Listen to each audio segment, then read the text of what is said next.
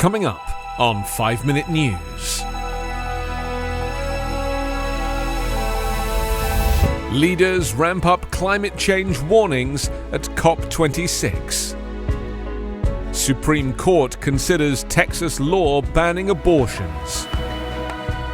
And COVID-19's global death toll passes 5 million. It's Tuesday, November 2. I'm Anthony Davis. World leaders turned up the heat and resorted to end-of-the-world rhetoric on Monday in an attempt to bring a new urgency to the climate crisis. The metaphors were dramatic and mixed at the start of the talks. British Prime Minister Boris Johnson described global warming as a doomsday device strapped to humanity. United Nations Secretary-General Antonio Guterres told his colleagues that humans are digging our own graves, and Barbados Prime Minister Mia Mottley, speaking for vulnerable island nations, added moral thunder, warning leaders not to allow the path of greed and selfishness to sow the seeds of our common destruction. Amid the speeches, Indian Prime Minister Narendra Modi said India will aim to stop adding greenhouse gases to the atmosphere by 2070, 2 decades after the United States and at least 10 years later than China. Modi said the goal of reaching net zero by 2070 was one of 5 measures India planned to undertake to meet its commitments under the Paris Climate Accord.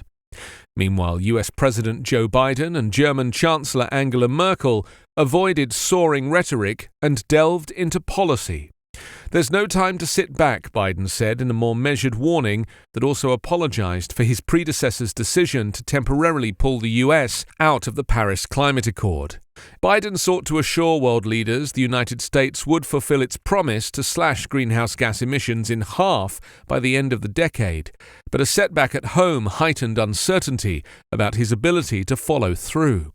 As Biden was meeting with world leaders in Scotland, Conservative Democratic Senator Joe Manchin announced he would not yet support a $1.7 trillion legislative framework that is central to achieving the president's emissions reduction goals.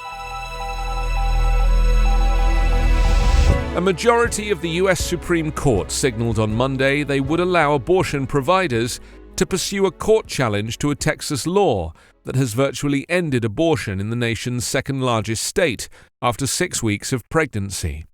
But it was unclear how quickly the court would rule and whether it would issue an order blocking the law that has been in effect for 2 months or require providers to ask a lower court to put the law on hold. Justices Brett Kavanaugh and Amy Coney Barrett, 2 conservative appointees of former President Trump, voted in September to allow the law to take effect, but they raised questions on Monday about its novel structure. The law, written to make it difficult to mount legal challenges, subjects clinics, doctors, and any others who facilitate abortions to large financial penalties.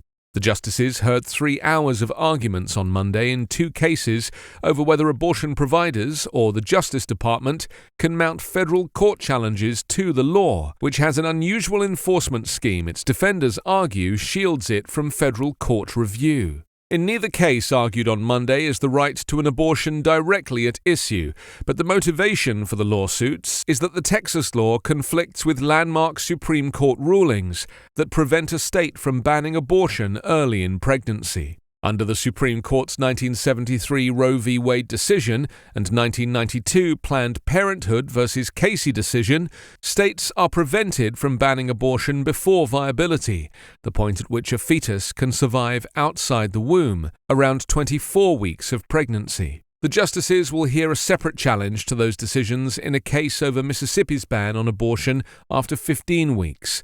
Those arguments are set for December 1st.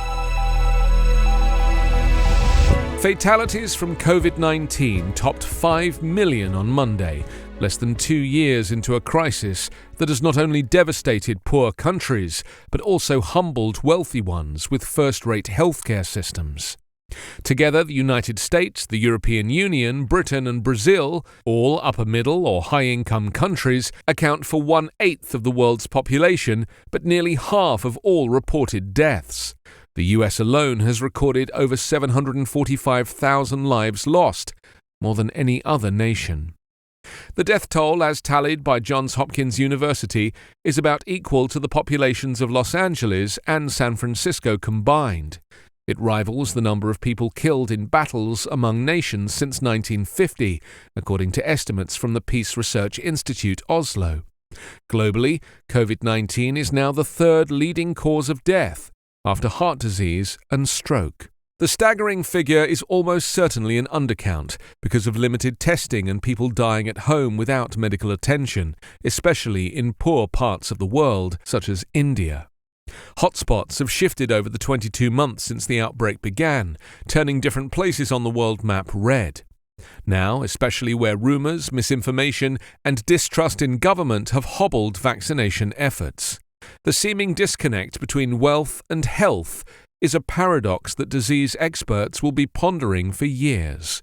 But the pattern that is seen on a grand scale, when nations are compared, is different when examined at closer range.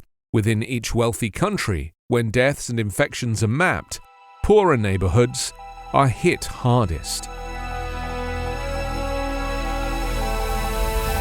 You can subscribe to 5 Minute News on YouTube with your preferred podcast app.